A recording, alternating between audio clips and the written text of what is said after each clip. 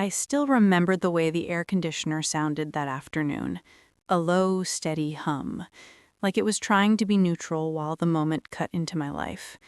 I was sitting at Grandma's dining table in Richmond, sunlight hitting her crystal fruit bowl in these little prisms, and she was smiling over her cup of chamomile like nothing in the world was wrong. And then, casually, almost like it was a tiny footnote in her day, she asked, "So, did you end up putting the $20,000 in a CD like we talked about?" That sentence split my life into before and after. My name is Tiana Brooks. I'm 24 years old, marketing assistant at a small local auto dealership, the kind where the phones ring more than the showroom door. I live in a modest 2-bedroom apartment on Chamberlain Avenue. I track my spending in color-coded bullet journal pages every night because budgeting makes me feel safe, makes me feel like I have some grip on this world. Up until that moment, I believed the story my parents gave me, that Grandma sent $300 cash inside a greeting card for graduation. I thanked them. I accepted it. I didn't question it. But here, in this tiny sunlit kitchen, Grandma was talking about $20,000, like it wasn't up for debate, like it was common knowledge. And suddenly, the math didn't just fail to add up. It exposed a truth I wasn't prepared for. Her smile didn't fall dramatically. It didn't crack or collapse. It just stopped existing. And in that little silence, I heard it. Not anger, recognition, understanding. My parents, the people who preached, "We sacrifice so you can have more," had taken $20,000 meant for me and delivered $200, like our rations pack, with a story attached. That was the moment adulthood stopped being symbolic for me and became forensic. It was the moment I understood that family can steal from you, not as criminals, but as givers. Some betrayals come with hugs. Some robberies happen in daylight. Some wars begin in a whisper. And mine began with a cup of chamomile tea. Here at Revenge Bible, we explore real psychological stories of betrayal and justice. Don't forget to like, share, and subscribe so you never miss our next emotional reckoning. I grew up in a house where money was always an invisible character in the room. We didn't talk about it, we talked around it. Mom would say things like, "We managed," or "We made it work," or "You don't need to worry about that." Dad would say, "You'll understand one day." But any direct question about where money actually came from, or where it went, would get shut down with a tone that was half offended, half performative suffering. So I learned to make do with silence. I learned to buy generic cereal and not ask questions about why. And it wasn't that I thought we were poor. We weren't. We weren't wealthy either. We were that middle zone where you have enough to survive, but the emotional language around money makes it feel like an intruder. So, when I started writing my spending down in a bullet journal during my last year of community college, it wasn't because I was ambitious. It was because I was afraid. Afraid of ending up dependent. Afraid of being confused and controlled. Afraid of money becoming something someone could use to teach me a lesson. Budgeting was the one place where I could see things clearly. Numbers lined up, numbers explained themselves, and numbers didn't change tone based on who had power. Numbers didn't gaslight. My job as a marketing assistant at the dealership isn't glamorous. Sometimes my biggest creative act of a week is choosing whether a used Honda Civic promo should mention low miles first or no accidents. But the little structure of the job, the routine, the call logs, the weekly numbers on ad click-throughs, gives me a sense of reality. And reality has always been my safe place. Maybe that's why the moment with Grandma hit me like a fault line in the ground I thought I could walk on. Because she is the only person in my family who ever treated money like truth. When I got my first part-time job at 18, Grandma was the only one who encouraged me to open my own checking account. Mom said it was unnecessary. Dad said it was premature. Grandma said nothing dramatic. She simply drove me to the bank, and she let me sign my own name. Sometimes empowerment looks like paperwork. Sometimes independence is born inside a waiting room. My parents, on the other hand, always used money as narrative. Mom had this habit, whenever she bought me something, of reminding me of what she could have done with that same money. Do you know how many hours I worked for this? You don't realize how much we went without for you. You need to show appreciation because this isn't free. Gifts always had attachments. Gratitude was never enough. It had to be layered with guilt. Dad was different. He wasn't guilt-based, he was control-based. He believed he was the gatekeeper of the world's danger. Banks are predators. Loan officers will chew you alive. Checks bounce. Parents don't. He said those lines the way people recite scripture. He believed he was protecting me, but he was also shaping the idea that I needed protection, that I was not yet allowed to make decisions, that I needed handoffs of money, not direct power. So, when I got that $200 envelope for graduation, I didn't question it. I didn't see disrespect. I saw continuity. The parents who raised me trained me not to expect direct ownership. They trained me to believe money flowed through them, not to me. Graduation day itself was simple. I wore a $28 dress from Ross that fit surprisingly well. I remember looking in the mirror and thinking I looked like a woman who was trying hard, but quietly. The good kind of understated. When we got back home, they gave me the card. Dad made this little speech about how sometimes blessings come in small packages, and sometimes small packages are better lessons than big ones. I remember smiling. I remember taking it as wisdom.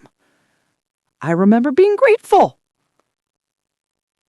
And I remember writing in my journal the next night that I wanted to use that $200 to build something consistent. Maybe a 6-month emergency fund. Maybe a little cushion so I could one day move to a different apartment with better light. I remember feeling proud to even have the $200. That's the thing about modest beginnings.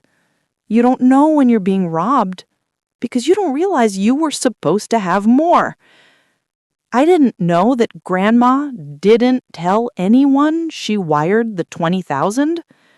She wanted it to be my moment, my start, my direct transition into adulthood. She didn't want applause. She wanted empowerment. And I realize now, she knew my parents well enough to anticipate that if they knew the exact number, the temptation to justify interception would exist. She was right. They intercepted.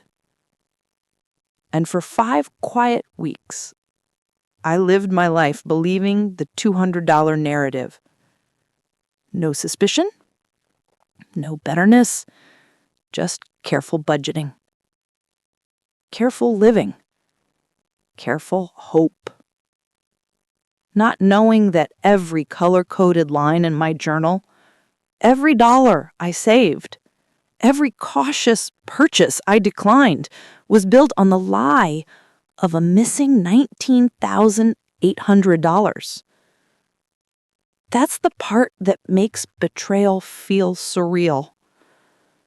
Not the amount, not the exposure, but the recognition that someone watched you struggle when they were holding your solution. And they let you drown slowly, financially, like a tolerated lesson, like a story they thought they had the right to write. The truth didn't explode into my life. It entered gently, like a hairline crack in glass. That afternoon at Grandma's kitchen table, I didn't accuse. I simply answered. I told her I only received $200. I didn't add commentary. I didn't add emotion. I didn't even blink too much. It felt like my body was afraid to move, as if any movement would shatter the world I thought I understood. Grandma didn't gasp. She didn't clutch her chest. She just went still, in a way I had never seen her go still. She asked nothing else immediately. She didn't call them liars. She didn't ask follow-up questions. She sipped her tea once slowly, and her eyes shifted the way someone shifts when they already know what happened. That silence, that knowing, was the moment the betrayal crystallized in my body. The betrayal wasn't just the money. It was the ease, the smoothness of it, the confidence they must have felt while doing it because they didn't expect to ever be challenged. It wasn't reckless theft. It was calculated misuse. They didn't fear consequence because they assumed I'd never know. That night, when I got home, I sat at my small kitchen table and opened my bullet journal. I looked at my careful handwriting, the little bars and boxes marking my goals. It hit me then. Every single number on that page was built on a narrative that was never real. I thought I was starting from zero. They knew I was supposed to start from 20,000, and they watched me struggle while holding the difference. The cruelty wasn't the action. It was the comfort. They slept soundly knowing what they withheld. 2 days later, I called Mom. I didn't confront. I didn't accuse. I used the most neutral tone I could find and said, "Grandma thought the graduation gift was 20,000. Isn't that strange?" There was a pause, a little too long. Then Mom laughed, loud, performative, the kind of laugh meant to dismiss the question itself. "Oh, please, Tiana. You think she sent 20,000? She's old. She confuses numbers now." And then she pivoted. Textbook pivot, right back to guilt. "You really don't appreciate what we've done for you." Dad chimed in on speaker without being invited, his voice lower, defensive but calm. "You don't know what things cost, Tiana. Adults make decisions based on the whole picture." He said it like a man giving wisdom to a child, never acknowledging the actual subject. Not once did they deny receiving money. They denied her memory instead. They denied the premise. They denied my right to discuss it, but not the event. That was when I realized this wasn't an accident. It wasn't misunderstanding. It wasn't miscommunication. It was a philosophy. They believed they were entitled, not because they needed it, but because they believed parents deserve reimbursement. Years of birthday parties, school supplies, sleepovers, football games I never asked them to sign me up for, all those things became retroactive invoices in their mind. Twisted financial morality disguised as parental tone. They had rewritten the concept of gift into settlement. They believed the world owed them, and I was simply the accessible route to collection. That night, after I hung up, I didn't cry. I thought I would, but instead, I felt something I'd never felt before. Clarity. Sharp. Cold. Focused. Like the air in a bank vault. I sat alone. No music, no television, just stillness. And I let one idea fill the room. If they could justify taking $20,000 once, they would do it again. I realized I had been trained not to question, trained to accept the story they gave me, trained to see financial dependence as normal, trained to treat control as guidance. This wasn't just a theft, it was a system, and the only thing protecting them was my ignorance. So I stopped being ignorant. I decided to see the world as numbers, not narratives, as evidence, not emotions, as ledger, not loyalty. Because loyalty without boundaries isn't love, it's servitude. And I had no intention of serving anymore. Not quietly, not blindly, not ever again. Discovery didn't happen in one moment. It wasn't cinematic. There was no dramatic door slam, no sudden confession, no shouting in a driveway. It came like dust, tiny particles, each one harmless alone. But when the light hit them, they became visible. The first breadcrumb was Grandma's tone, the way she shifted from surprise to certainty without processing time. That meant she wasn't guessing about the $20,000. She knew. That night after the call with my parents, I sat in my small living room with a legal pad and I wrote one line at the top. If Grandma is certain, then she has proof. Grandma is not reckless. She is meticulous. If she wired that money, she has records. This wasn't a maybe. This was a transaction. And so discovery began, not with emotion, but with structure. I texted Grandma the next morning. Could we have coffee tomorrow? I have some questions. She replied within a minute. Of course, I'll bring my folder. Folder. One word. But in that moment, it became an omen. People who keep folders don't rely on memory. We met at her dining table again. This time she didn't make small talk. She didn't soften the moment. She opened a cream-colored accordion folder and slid a single printed email across to me. A confirmation of wire transfer. Date, 3 days before graduation. Amount, $20,000. Sender, her. Recipient, my parents' joint account. Subject line, for Tiana's launch, please hand directly to her. Those 7 words were the first moment I felt something like anger. Not loud, not impulsive, but clean. A thin blade made of clarity. I read the email twice, then a third time. Then I slid it back to her and asked one question. Why didn't you send it directly to me? She looked away, not ashamed, but disappointed in them, not me. And she said something that I will never forget.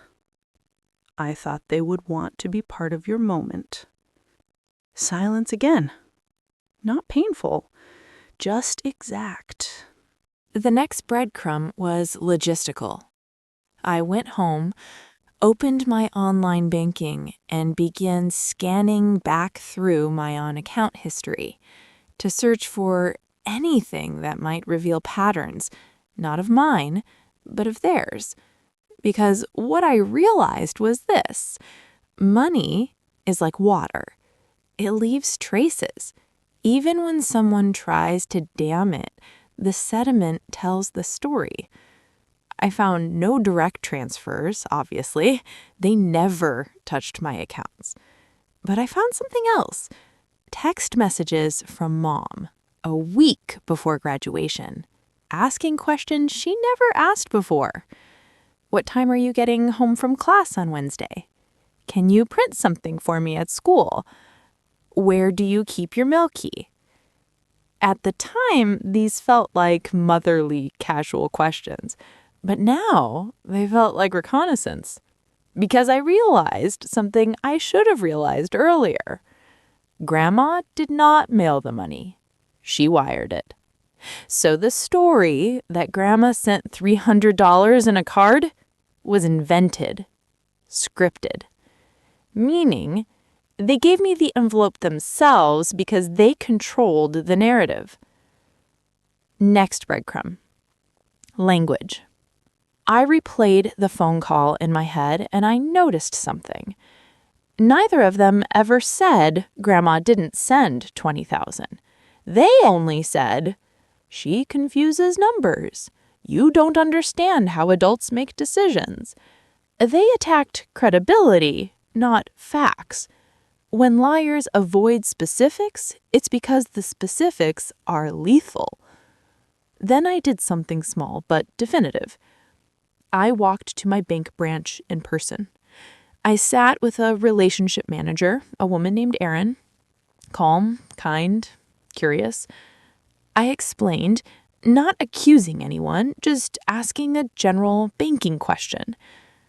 If someone wires money meant for me, but sends it to someone else's account, do I have any right to documentation?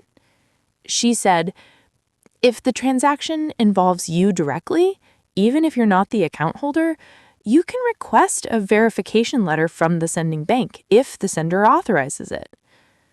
Grandma was the sender, meaning I could get a time-stamped document confirming the wire, independent of my parents' story. That was breadcrumb 4. The last breadcrumb wasn't external. It was internal. I went home and read my own bullet journal, the page where I wrote, use the $200 wisely, start small, build slow.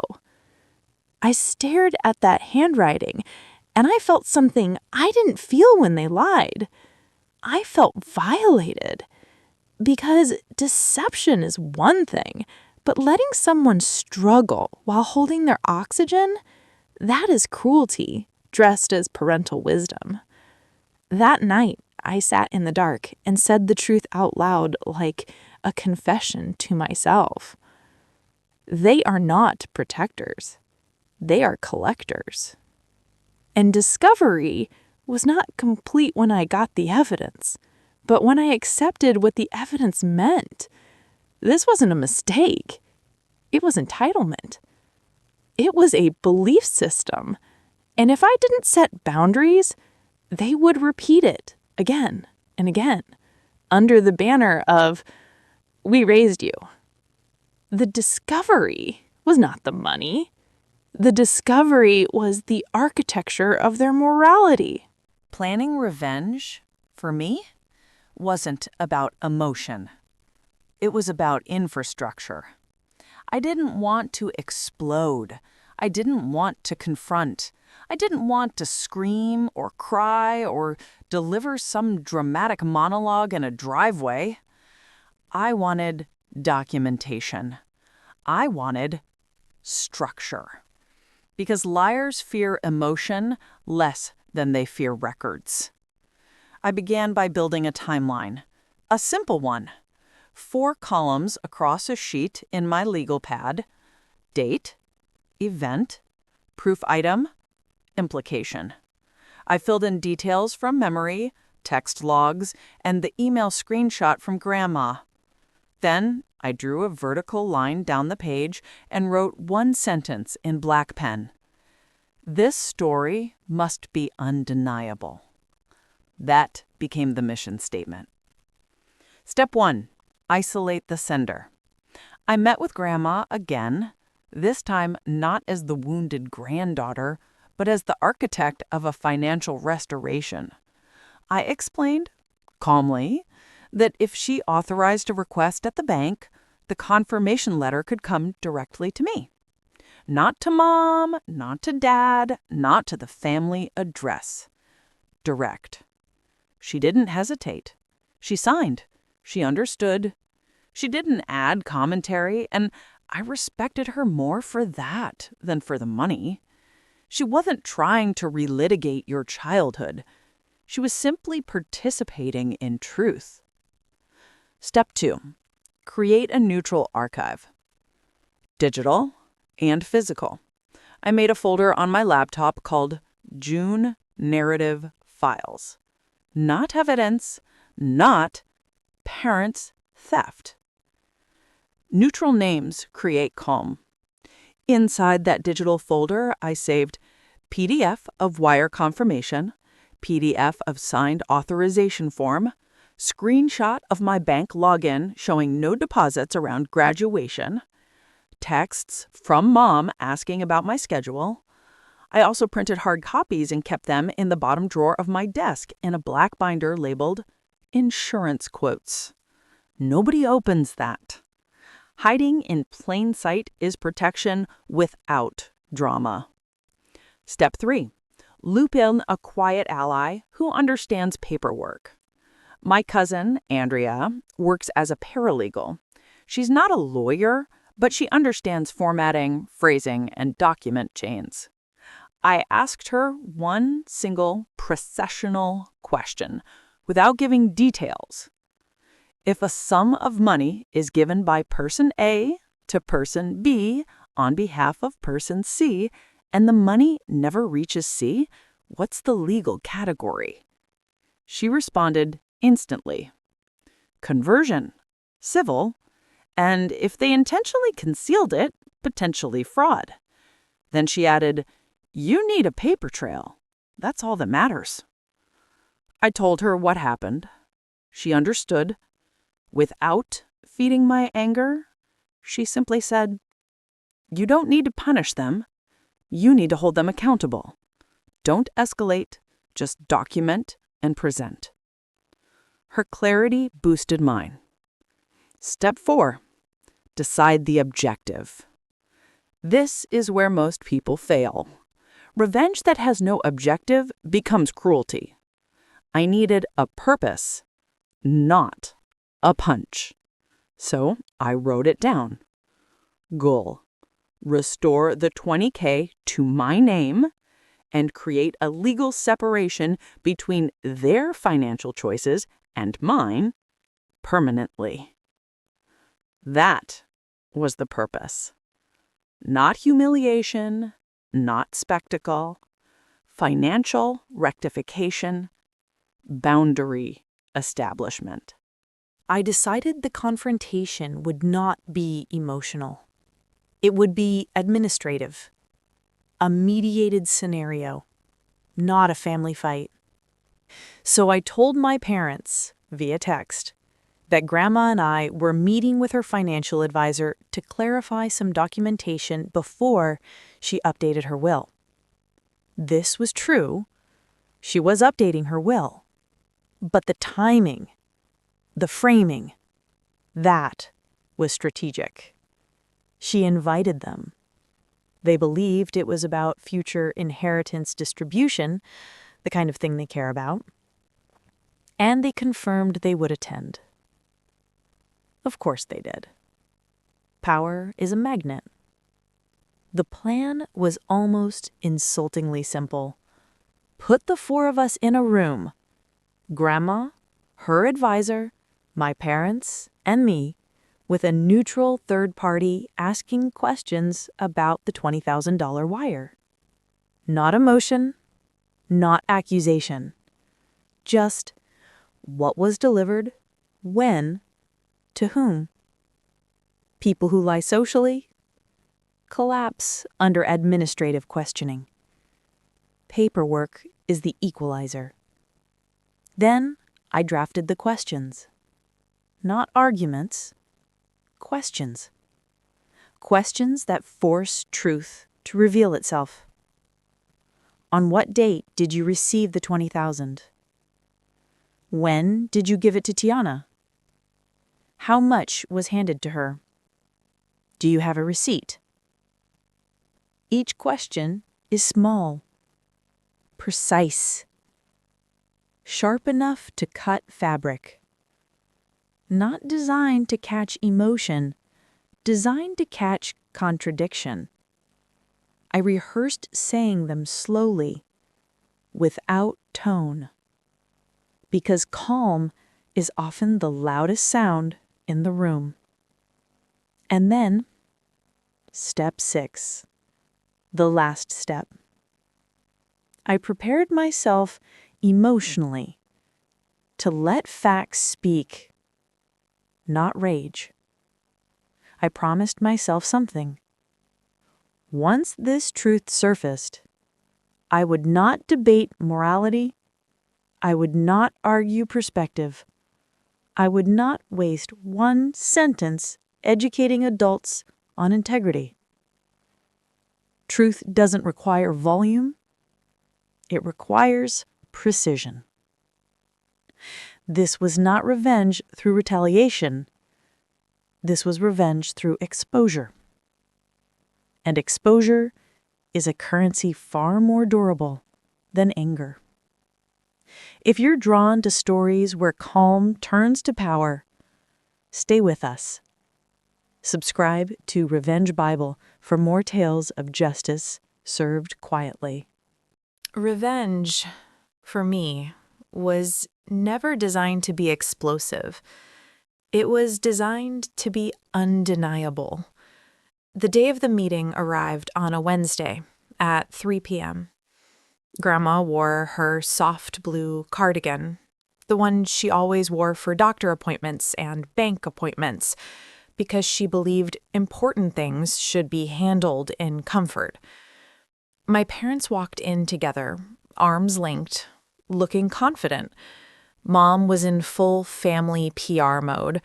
Dad was in his calm, smug face, the one he used when he thought he had the moral high ground.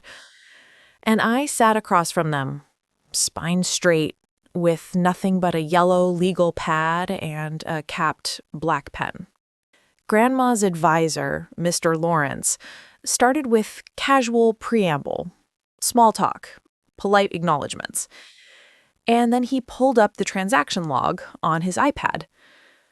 "It's the wire from 2 years ago we're reconfirming," he said. He rotated the screen so everyone could see. $20,000, processed, completed, sent. My mother blinked. Just once. That was the moment the air shifted.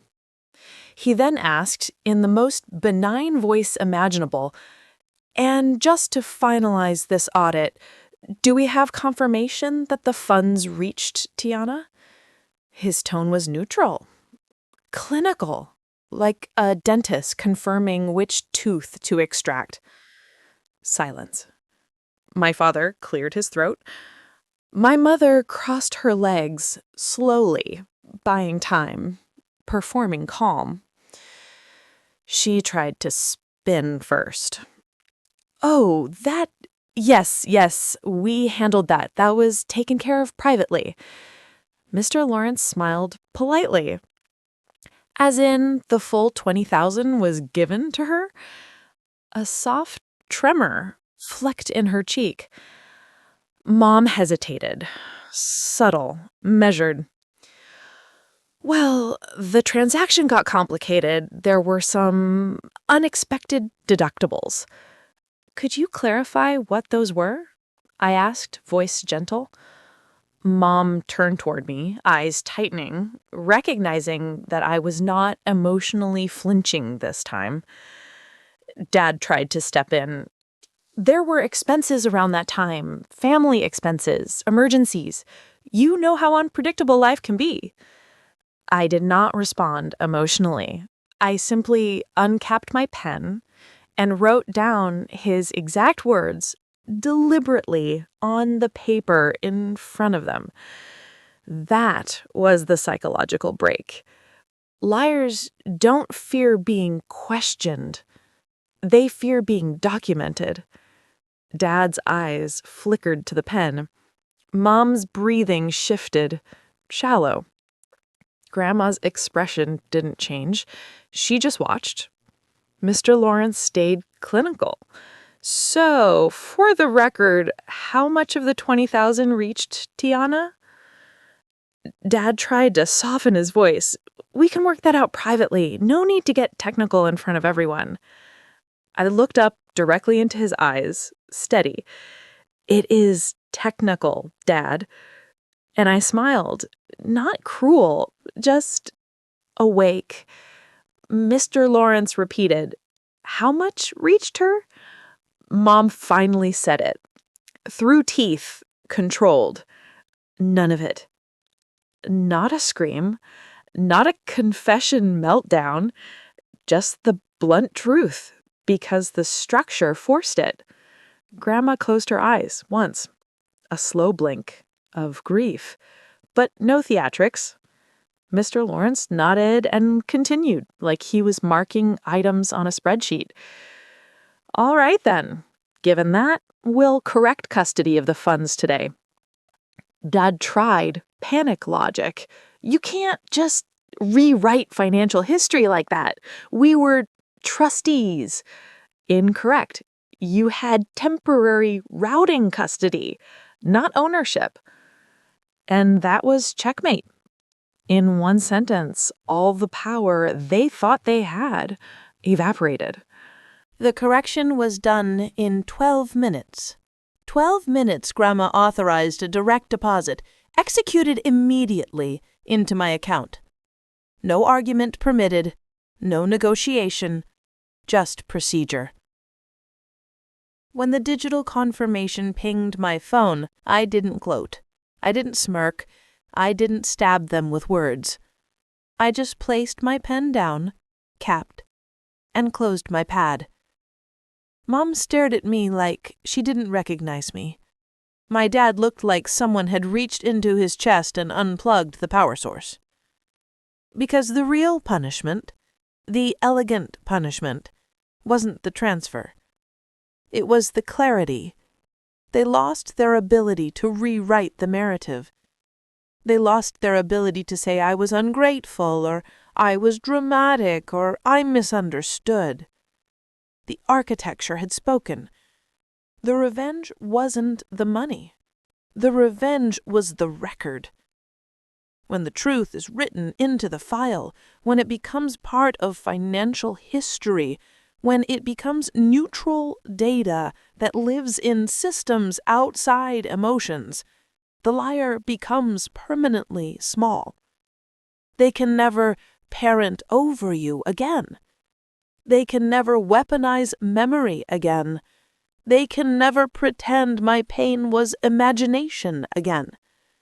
Because documentation is memory that can't be gaslit. That is the type of revenge I executed. Administrative, clinical, final. When the meeting ended, Grandma hugged me quietly. My parents didn't speak to me in the parking lot. I didn't need them to. Silence, finally, was power in my direction. Revenge wasn't loud. Revenge was the calm signature on the corrected form. After that meeting, life didn't suddenly turn cinematic or triumphant. There were no victory fireworks. Life simply became quieter. I moved into a small one-bedroom in Glendale, nothing extravagant, Just a place where the light hit the walls gently in the mornings and the bedroom window overlooked a tree that changed with the seasons. I kept my shifts. I kept buying groceries. I kept folding laundry the way I always did, warm towels against my cheek. I didn't become someone new. I just stopped being someone who apologized for seeing the truth. My parents took several weeks before sending the first awkward, "we should talk" text. I read it gently, then put my phone face down and went right back to stirring my pasta. Distance was not revenge. Distance was oxygen. I visited Grandma every Sunday. We sat in her living room, drank tea, and sometimes talked about old movies. And sometimes we talked about nothing at all. Because silence between the right people is a form of peace. I didn't need to rub anything in. I didn't need to make speeches about morality. The truth had already done the speaking.